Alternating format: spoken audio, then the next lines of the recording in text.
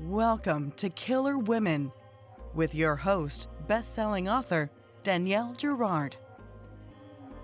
And now, Danielle's next killer woman. Hello, and welcome to Killer Women Podcast, a proud member of the Authors on the Air global network with more than 4 million listeners. I am your host, suspense author Danielle Girard, and my guest today is Kit Frick. Kit is a McDowell Fellow and International Thriller Writers Award finalist from Pittsburgh, Pennsylvania. She studied creative writing at Sarah Lawrence College and received her MFA from Syracuse University. She's the author of the adult suspense novels The Split and Friends and Liars, the young adult thrillers Before We Were Sorry, originally published as See All the Stars, All Eyes on Us, I Killed Zoe Spanos, Very Bad People, and The Reunion, and the poetry collection A Small Rising Up in the Lungs. Kit loves a good mystery, but has only ever killed her characters. Honest. And you can find her at kitfrick.com. Welcome, Kit. Can you tell our listeners a little bit about Friends and Liars? Yeah, I'd be happy to. So this was a really fun one to write. Friends and Liars is about a group of college friends, Harper, Serena, Luca, and David, and they're invited to the memorial service for one of their close friends and college classmates, Claire Annabelle Monroe. It's 5 years after her death, and Claire was not just any classmate. She was the heiress to the Monroe family fortune. Her father is a Hollywood venture capitalist. Her mother is from old money New England stock. And this memorial is to be held at the family's vacation home, which is a palazzo on Lake Como in Italy. And it's also the site of Claire's death 5 years ago. She drowned on New Year's Eve. Her friends were with her on vacation at this palazzo 5 years ago. The friend group has broken apart after Claire's death, and they've all become estranged. And now, upon receiving these invitations, they feel compelled to attend. Claire's death was an accidental drowning fueled by wine and pills, or possibly it was suicide. It's a mystery that has never fully been solved. But they each know that they betrayed Claire that night in the hours before her death, and they each feel partly responsible for what happened. So they feel compelled to go to this memorial, but going to Italy is also going to mean risking the revelation of deeply buried secrets that each of them have been keeping for 5 years. And they barely unpack their bags when it becomes clear that someone at the palazzo knows everything about what happened that night, and they are determined to make Claire's friends pay. It's so exciting. I mean, for lovers of like the secret history, right? It has, I'm sure that So was, good. I have to believe that was in your mind at some point at early stages, just the Donna seed of, Tartt is never far from my I know, mind. right? Isn't that right? Is what, and that is, I mean, I love many of her books, but that one in particular, like what a fabulous story. Because there's such something so, um, ripe for story and drama about the age that these kids are, right? They're Yes. just like the end of college and now 5 years out, but still trying to figure everything out. Like one of them is married with a baby, but one of them is still sort of like mooching off of friends to survive and everything in between. So can you tell us sort of how the story, what how it started for you, what was the what was the sort of seed? Sometimes we know, I guess, and sometimes we don't, but do you remember? Yeah. Well, this one had actually been sitting with me for a few years before I started writing. I think it was 2017 or 2018. It was before my first book came out. I'd had the idea for a novel about a group of friends who had somehow been involved in the death of a classmate. I had a few different ideas for how this might have unfolded. And they'd kept it a secret. And in the initial brainstorming, I think I had set it at this mountain house, like a remote mountain house, which is still a book that I would like to write. But it just wasn't, I could never quite get past the concept stage. I was like, I like this idea of these college classmates like they killed their friend, or they witnessed it and they covered up her death, or like something like that happened, but I couldn't figure out what it was. And then several years later, I revisited this, notes document, and thought about completely reimagining the setting. And that started to unlock the truth about what had actually happened to Claire, and how this would all come into play. So yeah, it was a seed a bunch of years ago that then I came back to, and the book started to unfold from there. I love the idea of a notes document. This is another conversation we have a lot on the podcast about where, ideas come from. And I've always been known to say that I only have one idea at a time. And then literally in the last month, I've started a second book at the same time as writing a first book. So I've contradicted myself, but for the first time, it took me five, however many years of writing. It's true. Yeah.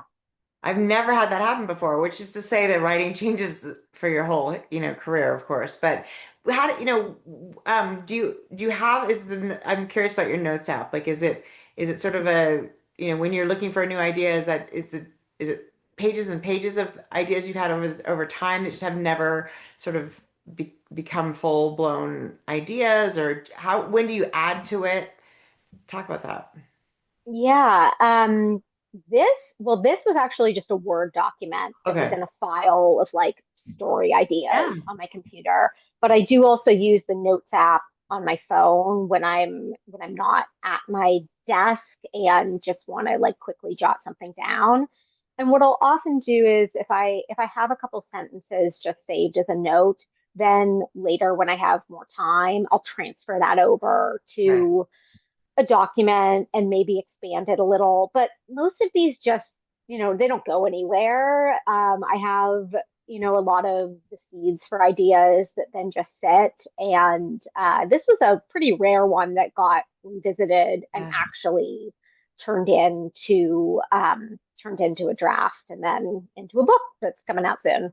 And that was years later. So normally when you have a new idea, it's the one you're going to work on. It's sort of like this is the idea. Yeah. Now I'm going forward with this idea. Yeah, I think that's pretty typical. Now, are you somebody who, do you lay it all out? Are you discovering, because there's so many wonderful secrets in the book. Kind of like you said, everybody has a pretty major secret.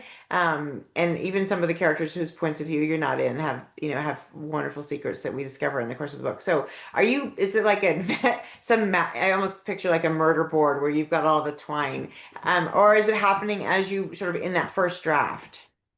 A murder board is my dream. Someday I will have the wall space Yeah, to do that. Um, it has really changed. This is my seventh book, Friends and Liars, and the process for what I do in terms of brainstorming and outlining has morphed from book to book, and I do find that each book tends to call for something a little bit different. But with every book, I've done some amount of brainstorming and outlining ahead of time. I think I do have one mystery writer friend that says she's a complete pantser, doesn't do any outlining, doesn't even know who the killer or villain is. She'll keep maybe three people in mind at all times, and it's a surprise even to her. And I think that must be wonderfully fun and also Right. terrifying I was gonna say yes. because even with an outline, I always live in fear at the drafting stage that, you'll hit like 40,000 words and it just all falls apart. Um, so outlining is a bit of a security blanket, but Yeah. also a useful roadmap for me. Um, I like to, yes, and well, this book, so you mentioned the secrets. Every character has a secret. One of my favorite types of mysteries to Yeah. read and write. Um, I did know ahead of time what each character's secret would be. And I also knew some major plot beats. I like to start with that sort of broad conceptual kind of note taking, and then I'll usually transfer that into a chapter outline. It doesn't have to be super detailed. I don't like to get into too much detail because that sort of saps the joy from the Yeah. drafting Yeah. process a little bit. But I do like to know where I'm going, especially in a book like this one where there are multiple points of view. Right. Um, I've also written books with multiple timelines. I find that when you're not writing completely linearly from one character's point of view, there's just a lot of moving pieces. Yeah. Yeah. And if I don't do the work ahead of time of coming up with sort of an overarching vision for how it's all going to come Right. together, then I get in trouble when I'm drafting. So yeah, I need to rein myself in a little bit Yeah, I mean, in the this has outlining stage. this has the two timelines because we have Claire prior to her death in 2019. But yeah, I can It see how, does. and I'm curious to know, we have the same publisher actually, Emily. I'm Emily Bestler as well. So I love I love Emily Bestler. I'm curious to know, because I think my at least I don't know who your editor is, but the editorial my editorial process was so wonderful with them. And I feel like the book got so much better with their help. Does it change a lot in the revision process? Did this book change a lot? This one, yeah, this one did. So this is my second book. My editor's Laura Jones. Mine too. Yeah. Emily, yeah, Emily's colleagues at Emily Bethler Books. Everyone's fabulous there. This is my second book with them. My first book, The Split, was a book that we had put out on submission. So, like, Yeah. as I'm sure you know, there's like a little bit, you're at different stages with a book that you have worked on with your agent, polished to perfection to put it out on wide submission to publishers. So, when The Split arrived to Laura, it was in really good shape editorially. And she had some fantastic notes on it that absolutely improved the manuscript, but it was more of a polishing type. Right. It was not any sort of developmental overhaul, which was very fortunate for me because I had just had a baby when that Oh, wow. edit letter arrived, and Congratulations. Yeah. so this is yeah, thank you. This was 3 years ago now, not a baby anymore, No. but tackling that revision, I can't even imagine if it had been a big overhaul revision. I got fortunate that it was more polishing. But with Friends and Liars, so this was the first book that I drafted from start to finish while having a baby. And Yeah, it changes things, that doesn't that it? yeah, it changes things. It changes things in so many ways. And one of the main ways that it changed things was it took me months longer to write a first draft Yeah. than I had been accustomed to when I was footloose and fancy free without a kid Yeah. writing. God. And so it was a long road writing the first draft, and it was just much messier in many ways when I turned it in, because by the time I finally turned it in, it was like, okay, we really need to get going on this Yeah. now. So I didn't have the additional time that I might have spent with the manuscript before handing it over Right. to my editor.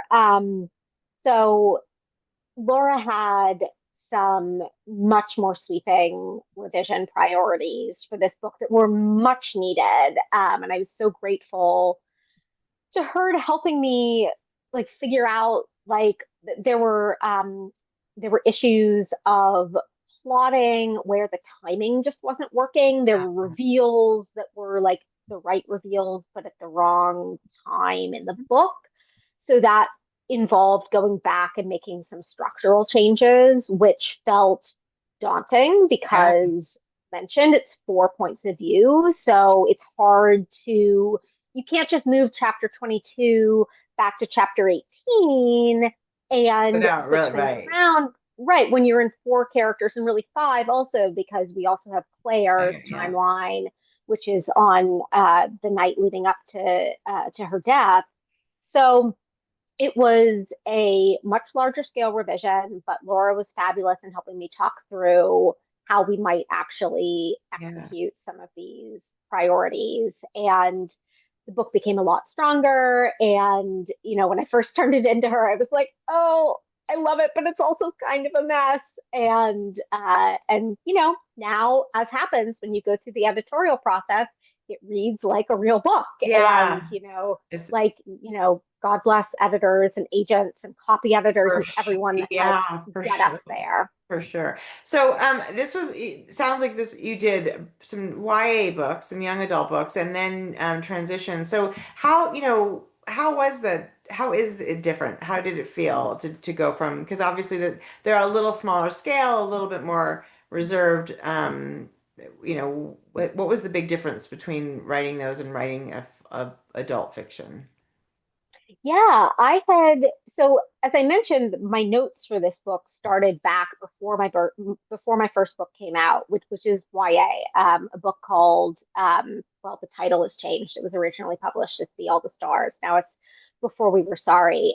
But in any case, I had the idea that I wanted to write in both age categories from very early on. And as happens in publishing, things don't go exactly the way you want them in the time frame that you want them to most of the time. So it took me several years to get that first adult book published. It felt like less of a transition, I think, because I had been working toward the goal of writing in both categories Oh sort of yeah. from the start. I had another adult book that I had written that never went anywhere, but that I was working on at the time that I was publishing my first YA books.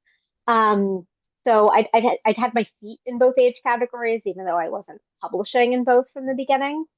Um, I do find that the the main differences have to do with restrictions being lifted from your characters when you're writing an adult compared to writing for young readers. Of course, when you're writing teenagers, there are, their parents or other adults, there's school. There are things that are setting boundaries in their lives that can be fantastic for writing because it's good to have your characters butting up against Yeah. obstacles. Conflict, exactly. Yeah, exactly. So it's not a bad thing. But I did find that when I was writing my first adult protagonist, um, there were just fewer of those restrictions. They Yeah. really, they have IDs and driver's licenses and Yeah, they like can do the whatever they want. ability to, Yeah. yeah, exactly. So it has been a bit freeing in that way, but a good mystery is a good mystery. Yeah. All of my books are in under that same suspense umbrella, and I have not found the differences to be monumental. Yeah.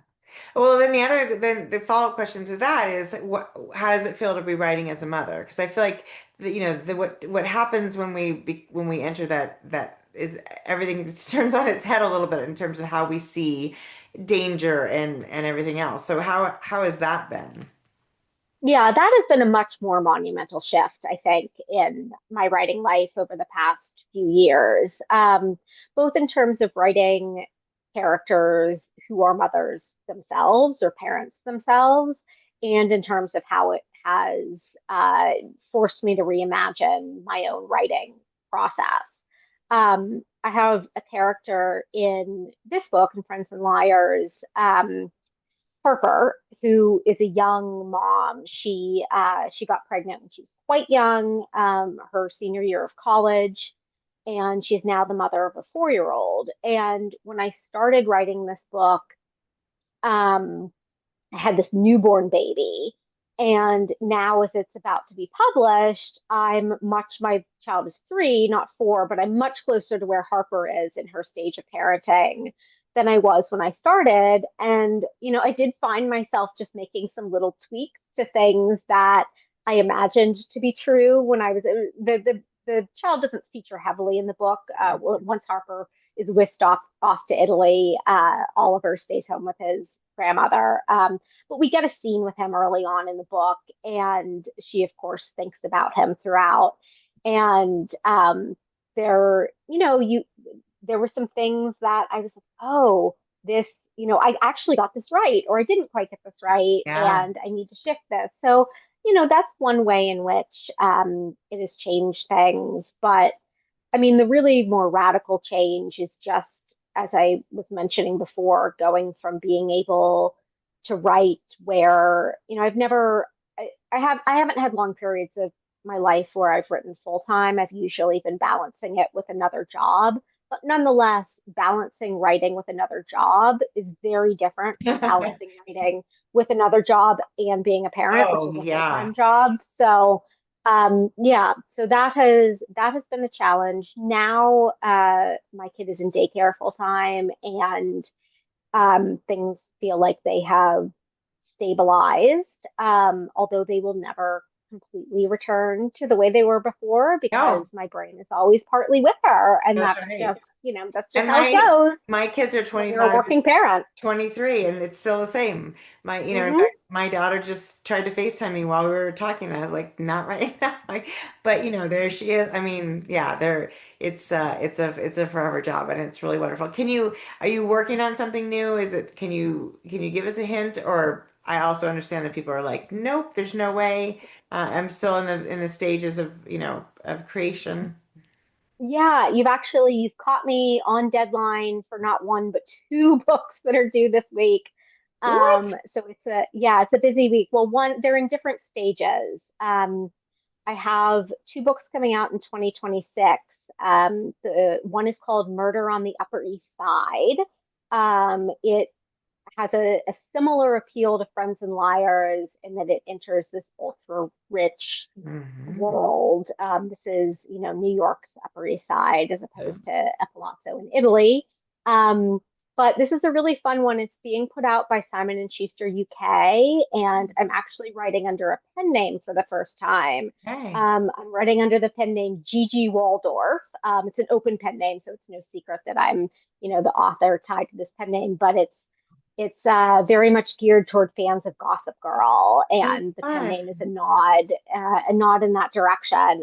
So that book is being written on this really, really compressed schedule. I have the first draft due in this week, and then the book will come out in June. So it's never, and I just started writing it this summer. So it's a whole year from first draft to Yeah. publication. I've never written on something that tight of a timeline Yeah. before, but it's been loads of fun to do. And then on a much more traditional publication schedule, I am writing my next book. I'm in the process of revising my next book that's coming out with Emily Bestler Books. Actually, these both are. Emily Bestler Books is going to publish the SNS UK book in the US as well. So these are both with my US publisher as well. But the book that will be coming out in December of next year is called The Night of the Party. And it's very, very different setting. It's set in